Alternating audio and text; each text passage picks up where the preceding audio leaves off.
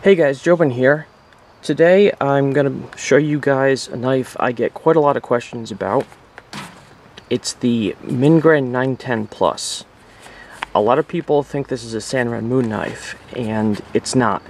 I'm going to try to keep my description of how that all came to be pretty short. The gist of it is that Sanrenmu is successful enough as a company that they have imitators. And this knife is not made by Sanrenmu. Everything I say for this section, by the way, it's to the best of my knowledge as of the time of this filming. If there's any changes, you know what? If you're viewing this some considerable time after I posted it, check the description below. See if I posted a link to an updated information video or something. But the basic gist is, this is not made by Sanrenmu. This is made by a company that's copying them. Just sort of an interesting concept.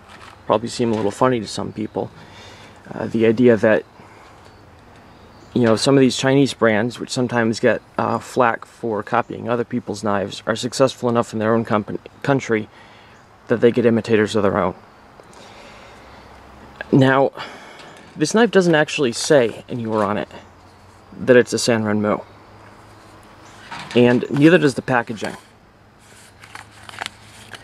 In fact, the one retailer that sells this, it's called, what I said at the beginning, Mingren. I think I'm pronouncing that right. However, it's commonly referred to as the Sanrenmu 910 Plus. And this is not helped by the fact that it seems to be shown on the official Sanrenmu website. Now, the long story short on that is that website appears to be a fraud. I don't really understand all the whys or wherefores, but if you go to Google and type in Sanrenmu and get what looks like the official website, it's not. One of the major clues to this, which they have since fixed, is the fact that they used to show knives on there that were never made by Sanrenmu.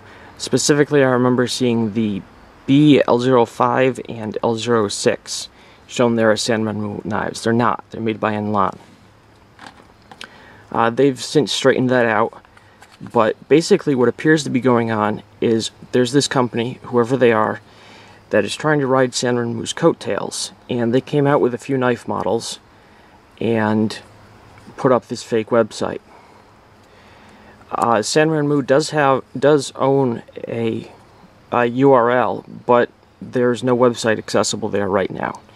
I'll put links in the description below to what appears to be the fake Sanrenmu website, the real Sanrenmu website, which is dead, and one of the main sources I got this information from. But just moving on to the knife itself. This one was donated to me by a viewer up in Canada named Greg, and I'm very thankful for him for doing that.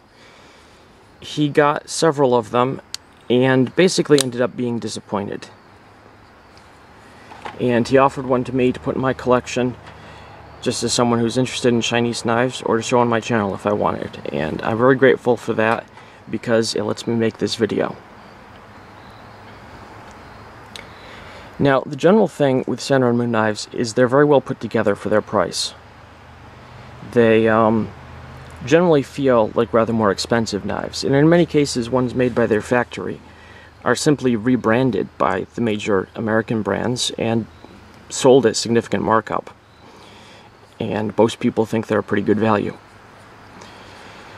This one has some quality problems though, which I'll do my best to describe now. Now, as you have likely noticed, this is a moderately large liner lock folder in the general style that's, I guess I'd call Sebenza-like. You have the rounded rectangle handle, the largely straight drop point blade, hollow ground. This one, of course, unlike the Sebenza, is a liner lock, as I said, and it does have this manually activated secondary latch system, which, when it's engaged, you push this little knob forward, it keeps the liner from being able to disengage. I don't personally have much of a use for this kind of thing. I think they're generally unnecessary, but at least it's manually activated. It's there if you want to use it. If you don't have to. Now, as one of the few really good things I will say about the knife, the blade is nicely ground. It has a pretty even finish across the top and the sides. The hollow grind is even on both sides and is quite well done. The knife didn't come to me extremely sharp, but again, the edge was properly beveled and pretty even. So, thumbs up for that at least. Unfortunately, things do tend to go downhill from there. By the way, these thumb studs, at first I was a little worried that they might be plastic. It's actually a little hard to tell for sure, but they don't appear to be. I think they're steel with some kind of coating on them.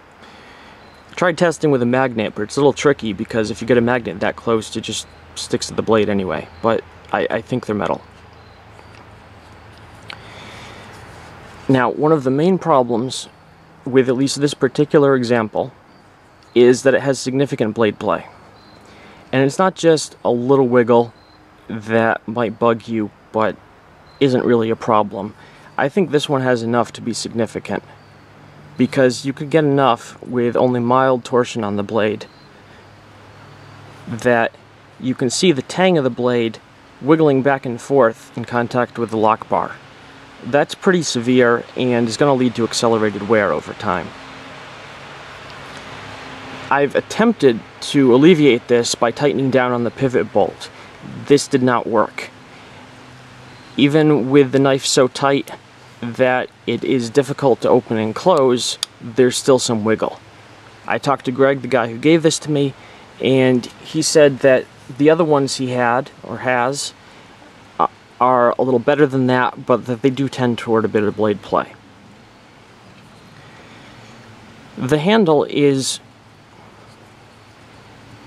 not terrible. I've seen worse. I really have. But it doesn't feel like a Sanrenmu. I can't quite put my finger on that.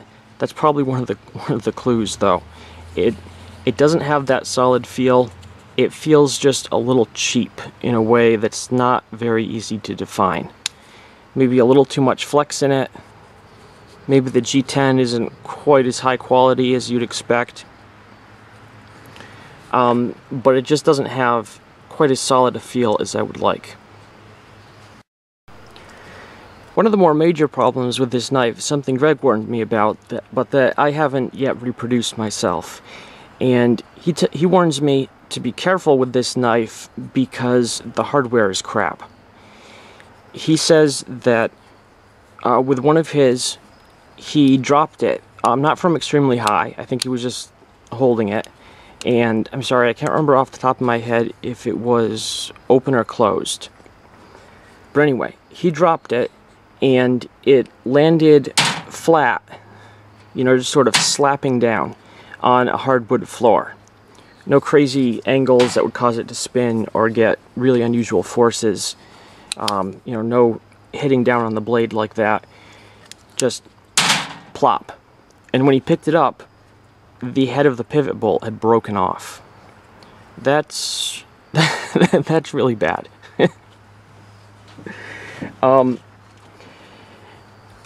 Especially since, and here I'm going to bring in something else because it's so comparable, and anyway, it's a little hard to talk about a knife in a vacuum. Here we've got the 910 Plus, and here we have one of my EL02s, Enlan, made by Enlan. You see, they are almost absurdly similar knives, aside from the different locking mechanism.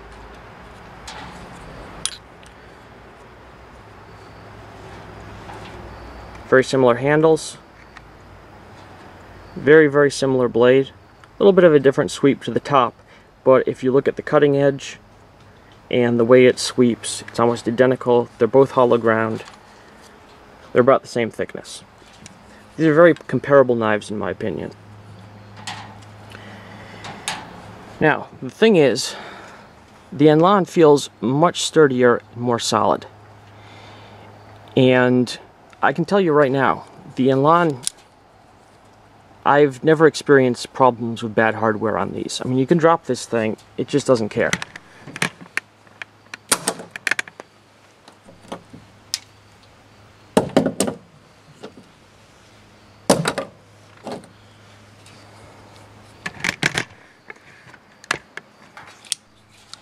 You know, whatever.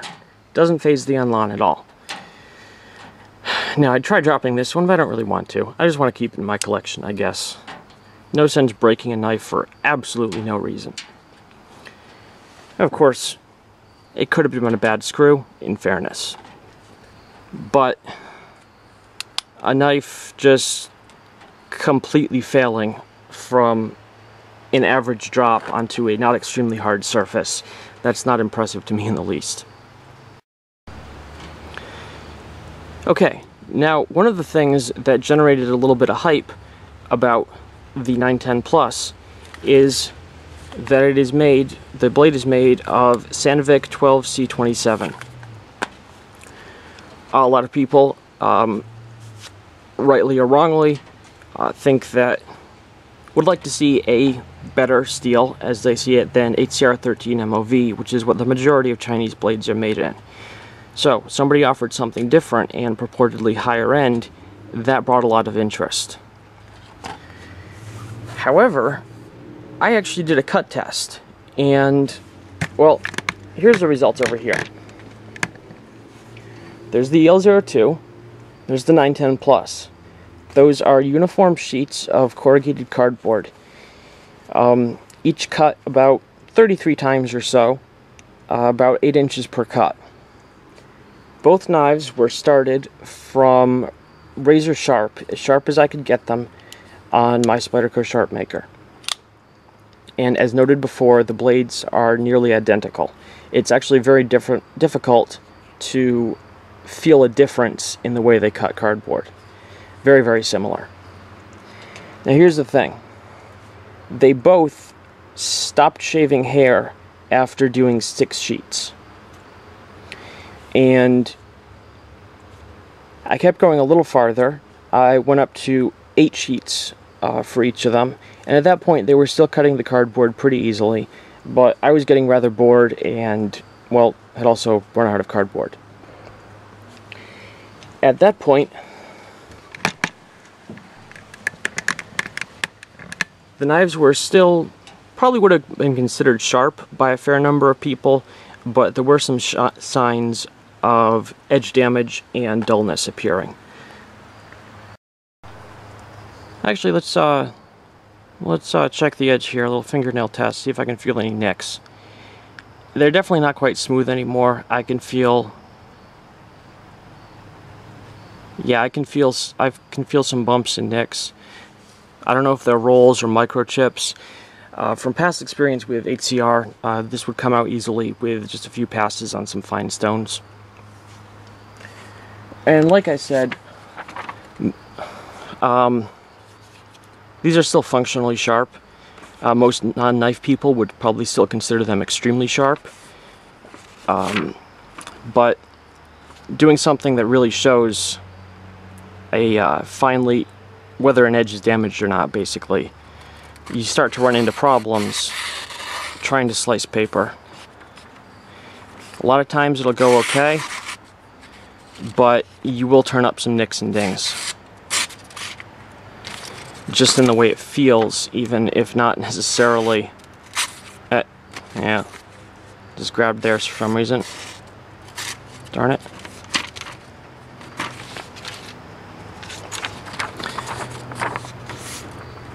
Let's try another one. This is with the 910 Plus. These edges have not been retouched since I did the cardboard cut test. Man, I did the first few slices just fine. I was actually saying, whoa, maybe I'm not going to be able to show that anything's changed here, but like I said, the damage is pretty small, but most of us who are into knives, it's a wet spot, can't get started there. Most of us who are into knives would say that these needed a touch-up at this point. because there's some definite points where it grabs when you're trying to do a fine task like this. And I kind of doubt I'll be able to do like a swirl cut with this, but let's see if I can even get it going. Okay, that was probably my bad. Yeah, that's not happening. Okay, that was the 910. Let's see how the EL02 in the traditional HCR is doing after the same amount of general cutting.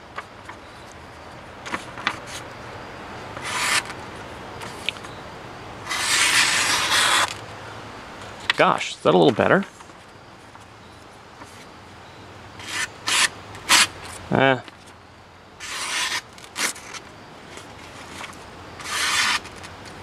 Yeah, my basic impression with this, it's like I said at the beginning, sometimes you can get a good cut on it, but there's definitely some little nicks in there that'll grab the paper and rip sometimes, if you hit them just right.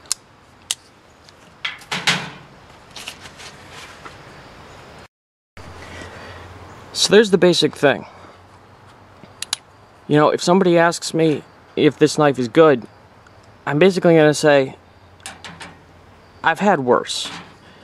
But it's nowhere close to good. It's definitely not something I would recommend, particularly as if you want something like this, you can get an EL02. It's cheaper.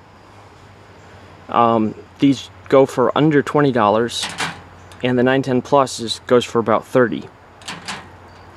And I'm not seeing a significant performance difference, or actually any performance difference that I can see using my methods, in the edge retention of the steel. Combined with my very real concerns about the ability of the 910 Plus to hold up to any kind of real use, then it's really kind of a no-brainer. If you want a knife like this, and you're looking for something inexpensive, between these two, the Enlan is the obvious buy. There's just really no way around it. So I hope you guys found this helpful. Hope it answered some of your questions about this model. And as always, remember where your knife is. My inevitable postscript thought. By the way, I said that these stop shaving after 6 sheets of cardboard. It's actually pretty good for a cheap steel. ZT560 and LMAX stopped shaving after 11 last time I did this same test on it. You know, almost double the performance, but a lot more than double the price.